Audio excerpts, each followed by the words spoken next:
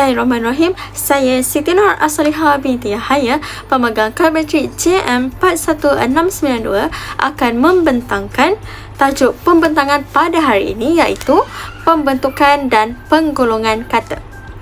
Terlebih dahulu, mari kita mengenali apa itu pembentukan dan penggolongan kata.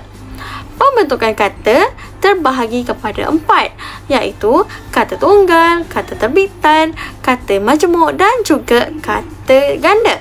Apa pula penggolongan kata?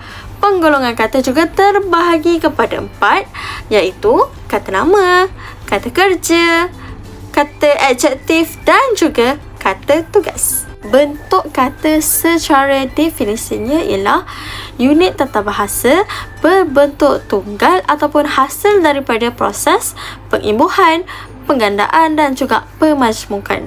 Penggolongan kata pula menjeniskan perkataan mengikut keserupaan, berbentuk dan fungsi dengan anggota lain dalam golongan yang sama. Menurut Abdullah Hassan 2007 mengatakan morfologi ialah bidang linguistik yang mengkaji pembinaan perkataan.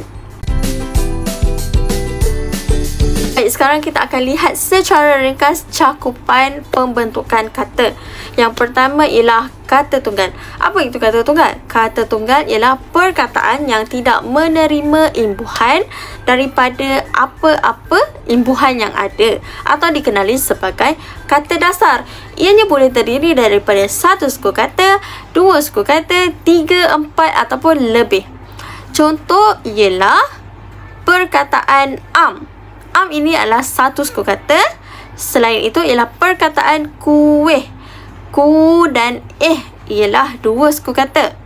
Seterusnya, perkataan kuali yang mengandungi 3 suku kata. Contoh lain ialah bidadari yang mengandungi 4 suku kata.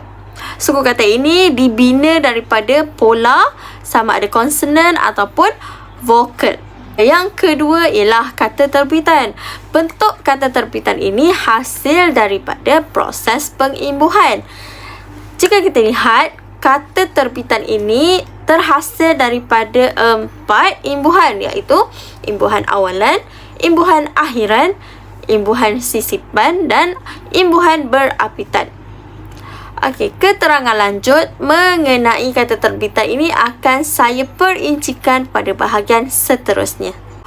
Kata majmuk ialah proses merangkaikan dua kata dasar bagi membentuk satu makna khusus. Ia terbahagi kepada 3, iaitu kata majmuk rangkaian bebas seperti perkataan terima kasih. Kata majmuk istilah khusus seperti mata pelajaran dan kata majmuk yang membawa makna kiasan seperti anak emas. Yang keempat, kita lihat ialah kata ganda. Kata ganda ialah menggandakan kata dasar. Ia terbahagi kepada 3 jenis, iaitu penggandaan penuh, penggandaan separa dan juga penggandaan berentak.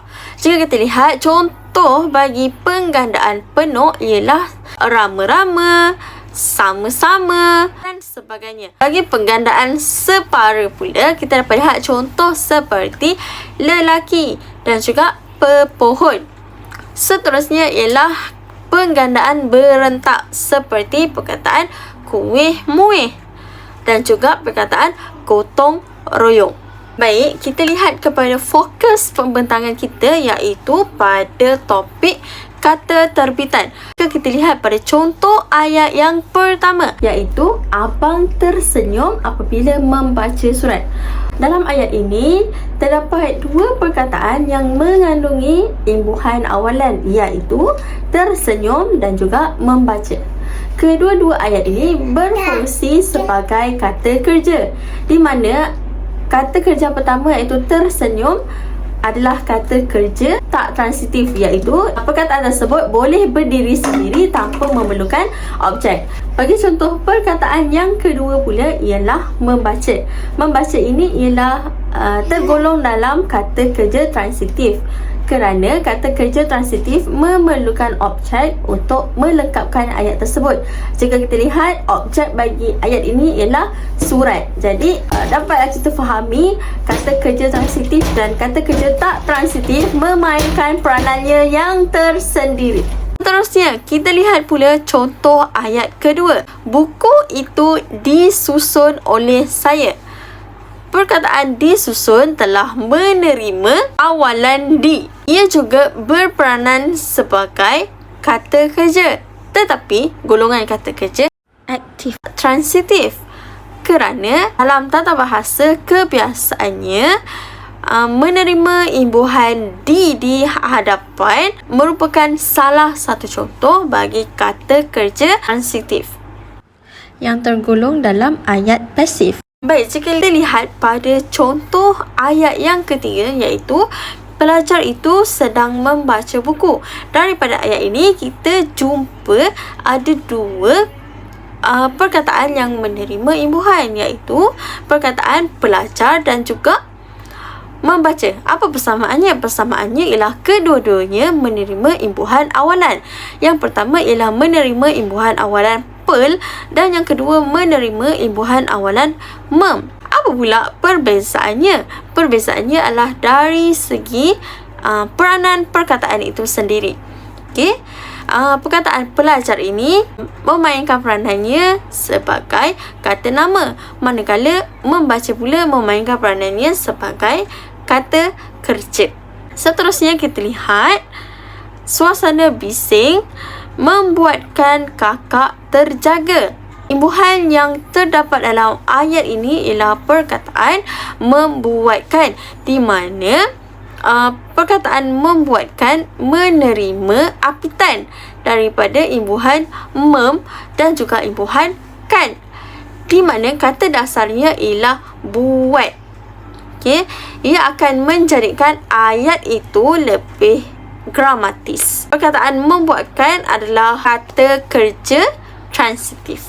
Baik, yang seterusnya ialah pertandingan pantun dianjurkan oleh pihak sekolah. Perkataan pertandingan dan juga dianjurkan menerima apitan, iaitu daripada kata dasarnya tanding menerima apitan per dan juga an. Manakala dianjurkan menerima apitan daripada kata dasarnya iaitu anjur, menerima apitan di dan juga kan. Terusnya ialah Samad Said merupakan sastrawan negara. Baik, kata terbitan di sini ialah sastrawan. Kata dasar bagi perkataan ini ialah sastra. Hal ini menunjukkan perkataan ini menerima imbuhan akhiran, iaitu wan, yang berfungsi sebagai kata nama. Selain itu, perkataan merupakan pula adalah perkataan yang menerima apitan. Okey, kata dasarnya ialah rupa dan menerima apitan me dan juga kan. Seterusnya, kita lihat lagi contoh lain. Seruling merupakan alat muzik. Apa pula imbuhan yang terdapat daripada ayat ini? Imbuhan daripada perkataan ini ialah perkataan seruling, di mana seruling menerima sisipan er. Okey, er, di mana kata dasarnya ialah suling. Apabila diterima imbuhan er, ia menjadikan perkataan tersebut seruling. Okey, jadi perkataan seruling tergolong dalam kata nama. Baik, contoh seterusnya kita lihat lagi. Air itu dimasak hingga gelegak. Okey, imbuhan di ialah imbuhan awalan seperti yang telah saya terangkan di awal tadi. Okey, imbuhan sisipan yang diterima ialah daripada perkataan gelegak. Gelegak asalnya ialah gegak, dan perkataan ini menerima imbuhan sisipan el, di mana el ini berfungsi sebagai kata kerja. Baik, kita lihat lagi contoh yang terakhir untuk kata terbitan. bunga itu berbau harum semerbak. Imbuhan yang ada dalam perkataan ini, dalam ayat ini ialah perkataan berbau, di mana ber adalah penerimaan imbuhan awalan seperti yang telah dibincangkan di awal tadi. Okey, apa lagi imbuhan yang ada dalam ayat ini? Kita lihat pada perkataan semerbak. Penerimaan sisipan dari kata dasarnya ialah serbak. Apabila disisipkan, ia menjadi semerbak. Mana perkataan ini berperanan sebagai kata adjektif. Jelas setakat ini? Kita teruskan pembentangan dengan penggolongan kata. Baiklah, kita lihat cakupan intipati penggolongan kata. Yang pertama ialah kata nama, di mana kata nama ini terdiri daripada kata nama am dan juga kata nama khas. Yang kedua ialah kata kerja. Kata kerja pula terdiri daripada kata kerja transitif dan juga kata kerja tak transitif. Baik, kata kerja ini akan saya terangkan dengan lebih lanjut selepas ini. Yang ketiga ialah kata adjektif, di mana terdapat 9 jenis kata adjektif yang terdiri daripada sifat, warna, ukuran, panca indera dan sebagainya. Dan yang terakhir ialah kata tugas. Kata tugas ini lebih meluas, seperti adanya kata hubung, kata adverb, kata penekan, kata seru, kata tanya, kata perintah dan sebagainya.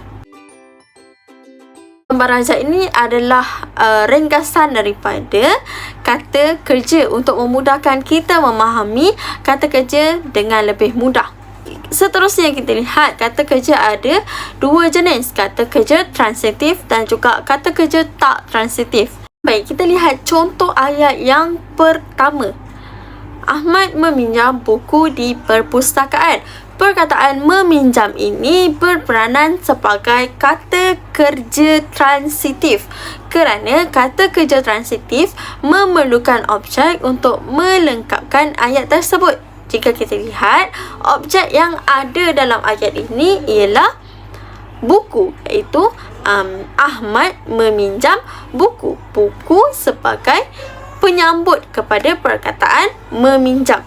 Okay? Jadi kita tahu Ahmad meminjam buku.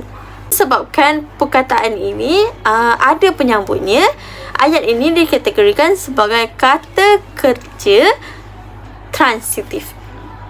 Baik, yang kedua, Akid berbasikal ke sekolah. Okay, ayat ini tergolong dalam kata kerja tak transitif. Okey, ayat ini ialah kata kerja tak transitif. Kenapa? Kerana jika kita lihat, okey, perkataan kedua ini tidak memerlukan objek. Sebab ayat ini dianggap sempurna tanpa perlu penyambut. Sebagai contoh, Akid berbasikal. Akid berbasikal pun sudah dianggap ayat ini gramatis kerana ayat ini boleh berdiri sendiri tanpa perlu adanya objek selepas itu.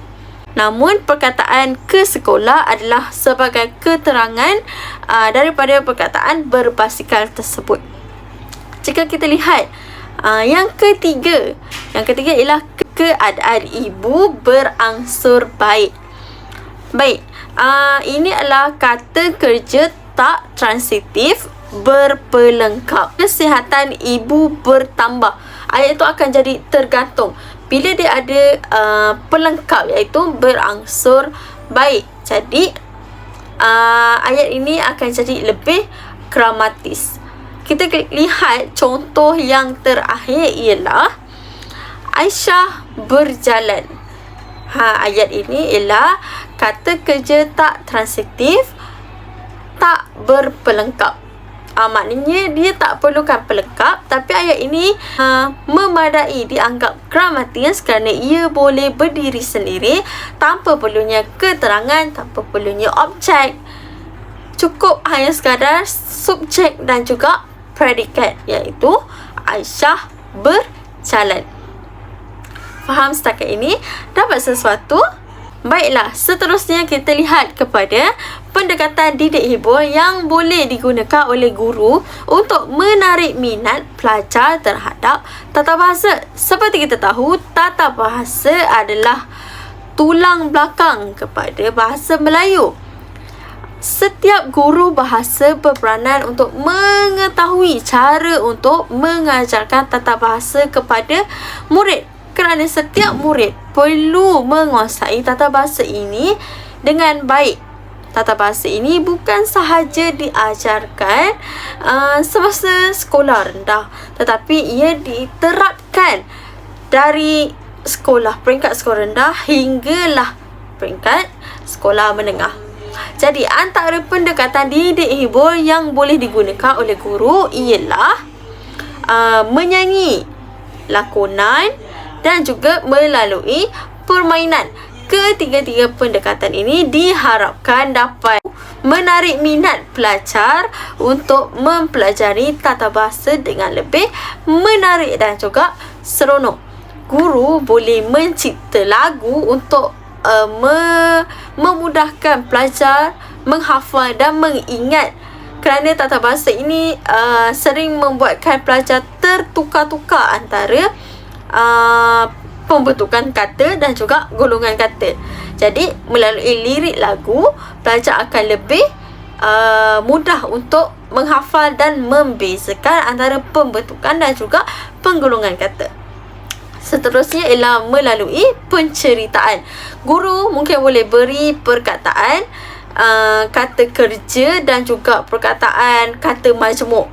Okey, murid diminta untuk membina ayat daripada perkataan kata tersebut dan dipersembahkan dalam bentuk cerita. Dan yang terakhir ialah melalui permainan. Okey, guru mungkin boleh buat permainan puzzle ataupun permainan balingan dadu, okey, untuk bermain tata bahasa ini. Sekian, itu sahaja daripada saya. Berikut adalah rujukan daripada pembentangan ini. Sekian, terima kasih.